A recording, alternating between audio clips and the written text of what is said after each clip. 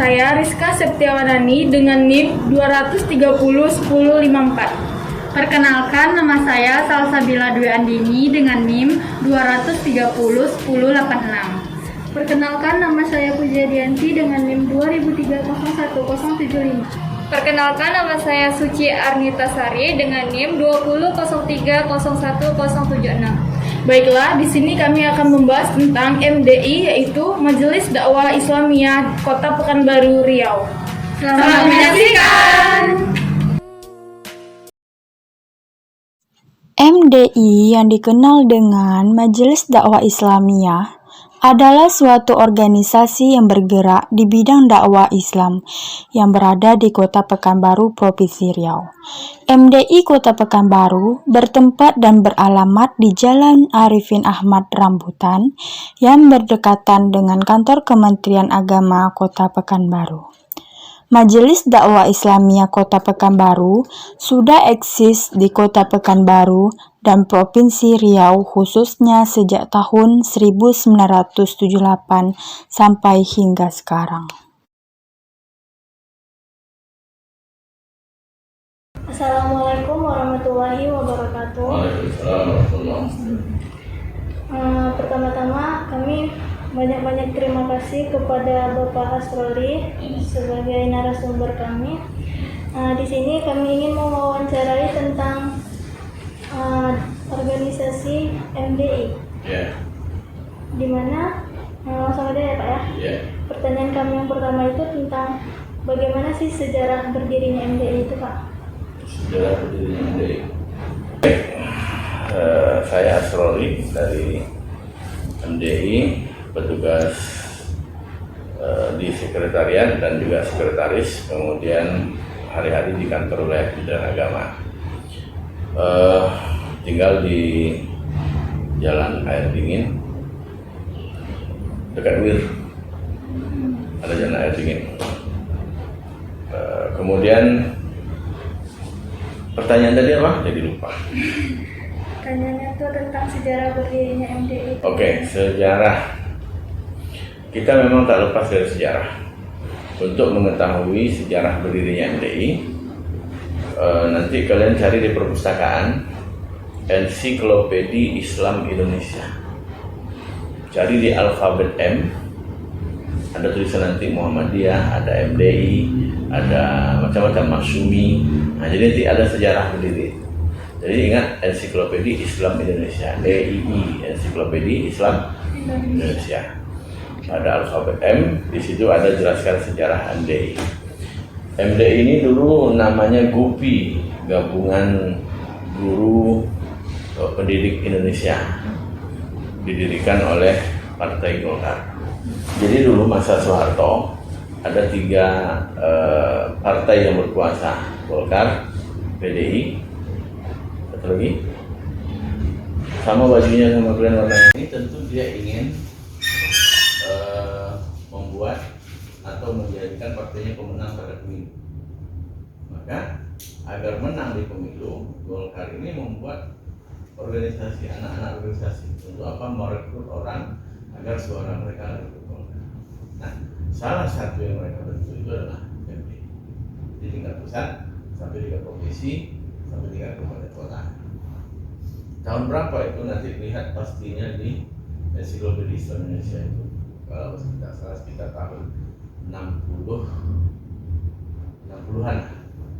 Nah, ketika MDI itu berdiri untuk menjadi corong pemerintah, menyuarakan pilihlah Golkar, dukunglah pemerintah.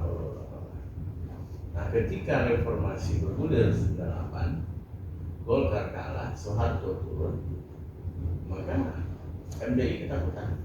Seluruh Indonesia lari bubar, dan yang tetap eksis menurut Munas ke-13 MDI di secara nasional, yang ada kantor, yang ada kegiatan, yang ada pelaporan, itu hanya MDI Kota Pekanbaru se-Indonesia. Jadi kita tak bisa lepas dari sejarah. Salsabila, kenapa dia ada? Karena ada sejarah ayah dan ibunya. Kemudian Rizka pun begitu, ada sejarah. ayah dan ibunya, maka dia ada. MDI kenapa ada? Karena ada Partai Golkar dan sebagainya. Jadi kita tidak bisa lepas dari sejarah. Itu mungkin sejarah singkat MDI. Silakan pertanyaan selanjutnya. Untuk struktur ini Pak. Struktur ya. Iya, pimpinannya gitu. Seperti biasa organisasi lain, ada ketua, ada pelindung, ada penasihat, ada ketua, ada ketua 1, 2, 3, ada sekretaris, ada wakil sekretaris, ada bendahara. Untuk melihat itu, kalau bisa hari Kamis kita ketemu di MDI untuk mengambil, atau nanti ingatkan saya fotokan nanti untuk badan organisasi, saya fotokan. Kalau untuk ketua umumnya boleh Pak? Ketua Haji dan di sini Muhammad.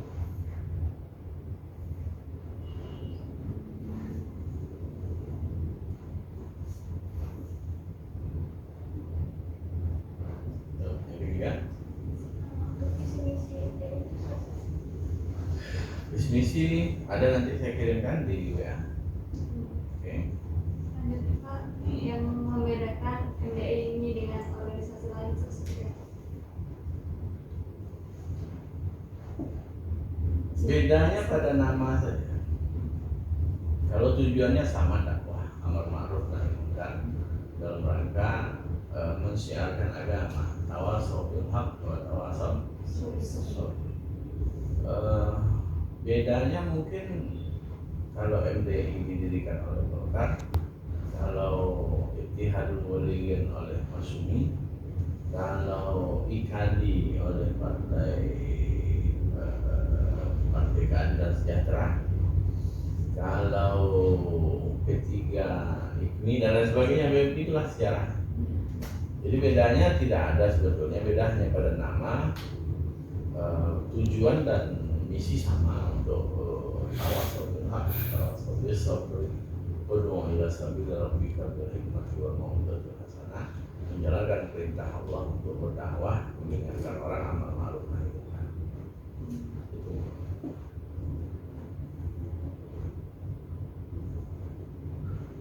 ada informasi nih Pak mengenai MDI. MDI mempunyai kegiatan pertama penyusunan jadwal khatib Jumat sekali dalam 4 bulan. Berarti kalau setahun berapa kali? 3. Jadi ada 548 masjid, 548 khatib dan 468 khatib. 468 masjid, 548 khatib, itulah yang digilirkan setiap Jumat untuk mengisi dakwah di setiap masjid, terutama dalam rangka khutbah Jumat. Kalau di Jalan SMP 1 Kubang itu ada masjid baru bergabung Al-Muhajirin di perumahan. Ada masjid yang dekat kantor desa juga termasuk MDI yang mengirimkan di sana.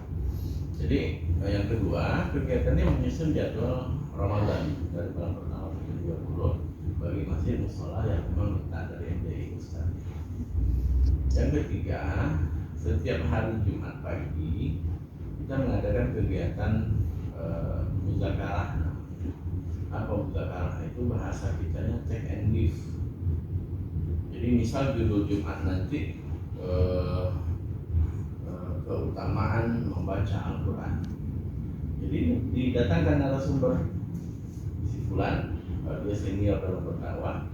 Jadi dia jelaskan Al-Quran ini, membaca Al-Quran begini, keuntungannya begini, kesimpulannya ini, sehingga dakwah Ustaz itu tersistematis.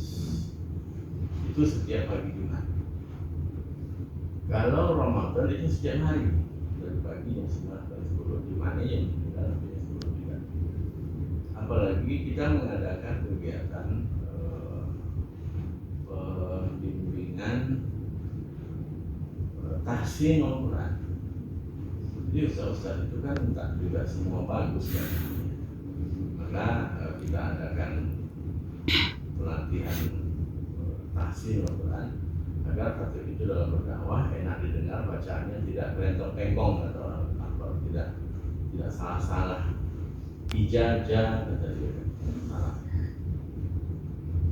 Kemudian yang keempat, kita ada kegiatan membaca kitab, mengkaji kitab. Jadi kita ambil kitab hadis, kita ambil kitab tafsir, kita ambil kitab usul fikih, kita ambil kitab sejarah untuk dibaca, diterjemahkan dan diambil pelajaran. Dan itu dilaksanakan sebagai manfaat dalam rangka meningkatkan sumber daya manusia, karena kita memang sedang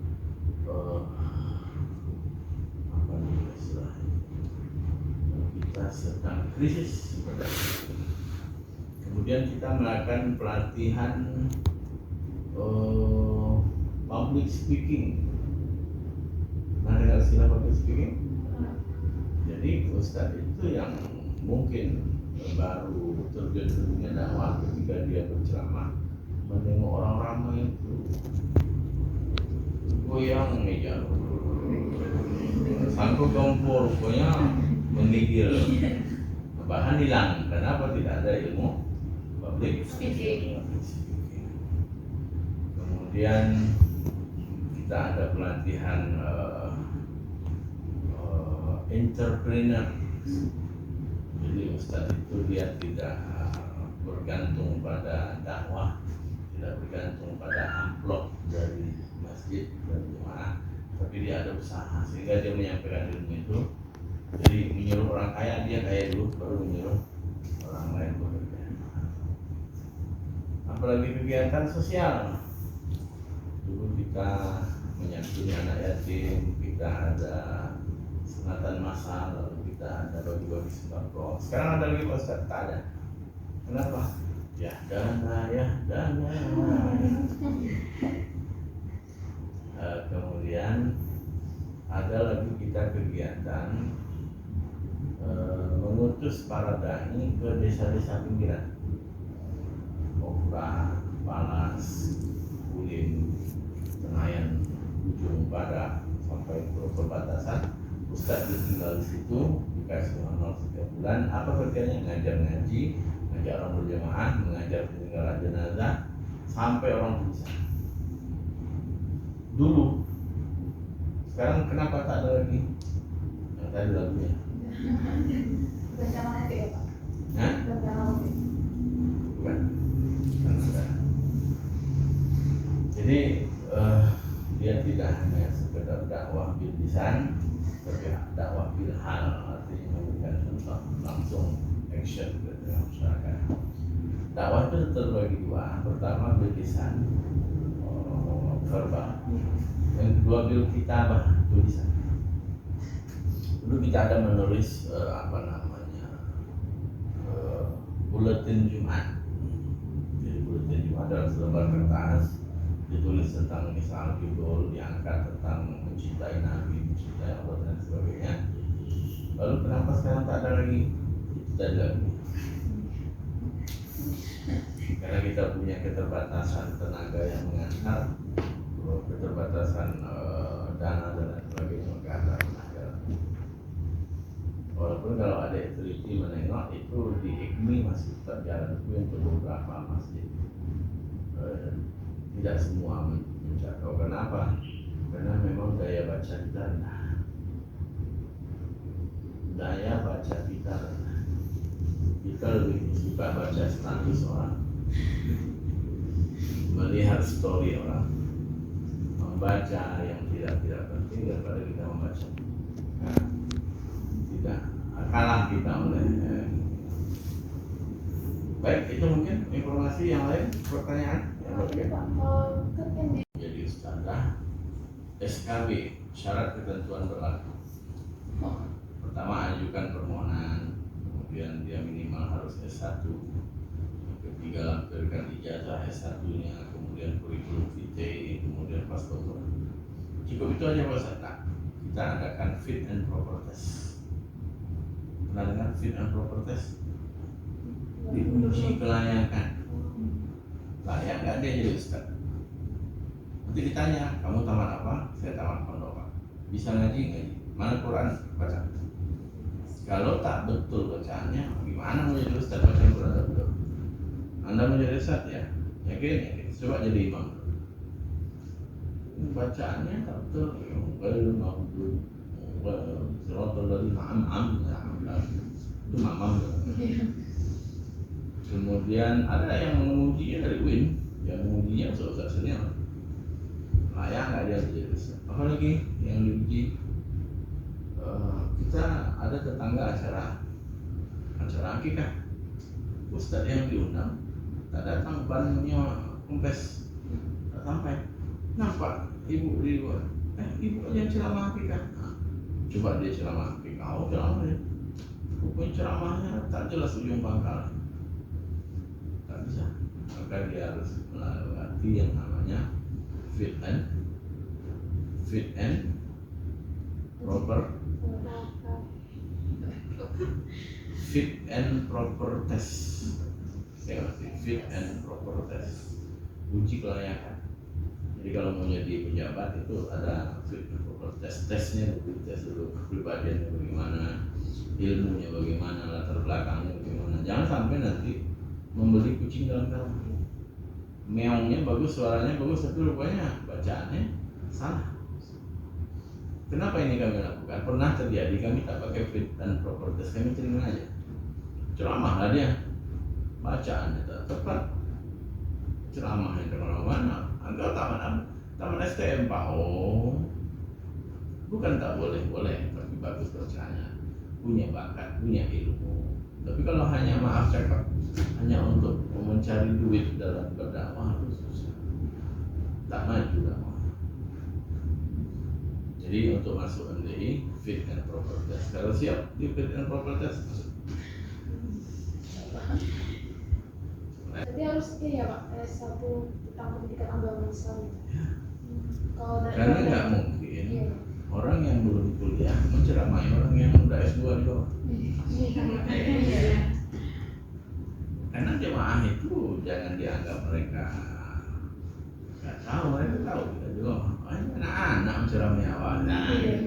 Jadi pakaiannya diarahkan dari kantor, jangan pakai batik, harus pakai pakaian yang bersih, tidak perlu mahal, yang penting dia layak, pakai baju kemeja koko, pakai sarung, jangan berubah celana dan sebagainya. Sudah kita, karena dulu pernah ada terjadi dia berubah tapi pakai celana panjang, sah.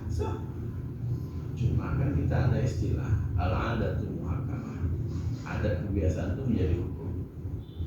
Karena kita biasa khutbah Jumat itu pakai sarung, pakai baju koko, dia pakai celana panjang, pakai baju kemeja, pakai shawl satu, dia sah khutbahnya, sah sholat Jumatnya, tapi layak tidak layak, patut tidak patut, beretika tidak beretika. Karena kita Melayu memandang itu menjadi sebuah kebiasaan. Kalau tak bisa pakai gamis, tapi gamisnya jangan warnanya, kalau bisa putih, karena Nabi suka warna. Terima kasih sudah menonton video kami tentang organisasi dakwah Islam yang ada di Kota Pekanbaru. Semoga bisa bermanfaat bagi kita semua. Wassalamualaikum warahmatullahi wabarakatuh. Jangan lupa like, comment, dan subscribe. Dah.